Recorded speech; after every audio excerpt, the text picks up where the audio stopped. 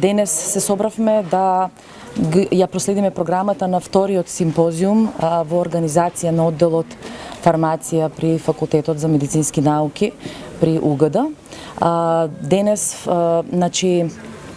симпозиумот го работи на тема фармацевтот како алка помеѓу традиционалната и иновативната терапија и има за цел да ги собере фармацевтите од државата, да помогне во нивната едукација, да се разменат идеи и искуства. Идејата е да го одбележиме и Светскиот ден на фармацевтите, кој што се одбележуваше на 25 септември, кој оваа година е под мотото Помисли здравје, помисли фармацевт или Think Health, Think Pharmacist, и да ја истакнеме улогата на фармацевтот како најзначаен и најдостапен здравствен работник во промоција и неговата улога во промоција на здравјето и на единките и на заедницата. На симпозиумот имаме 6 поканети предавачи, од кои 2 предавачи од странство, 2 предавачи од факултетите, односно студиските програми во државата и 2 предавачи од нашиот оддел. Ќе се представат и спонзорирани симпозиуми од 4 компании кои што се поддржувачи на симпозиумот.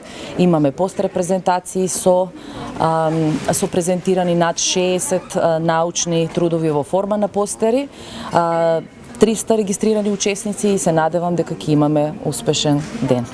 Imala sam veliko čast i zadovoljstvo da prisustvujem današnjem simpozijumu i održim predavanje na temu dodataka ishrani, tokom koga smo se osvrnuli na principe racionalne i bezbedne upotrebe, kao i neprocenjivi značaj farmaceuta kada je u pitanju racionalna i bezbedna upotreba ovih proizvoda farmaceutskih u pitanju. Nekontrolisana upotreba dodataka ishrani i poruka potrošačima, konzumentima da pravu informaciju koji suplement treba da koriste, u kojim količinama, koliko dugo, uz koje mere opreza, uz konsultaciju vezano za eventualnu interakciju sa lekovima treba da potraže u apoteci od farmaceuta.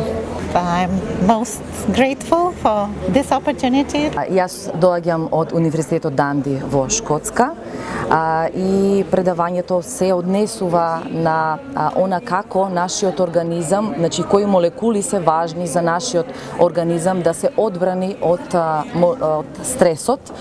Здравата исхрана е еден од важните фактори и со оглед на тоа што денес го почнавме да го дискутираме, би ја истакнала рационалната и здравата исхрана како еден од најважните начини да се промовира здравјето, да се одржи, да се промовира здравјето.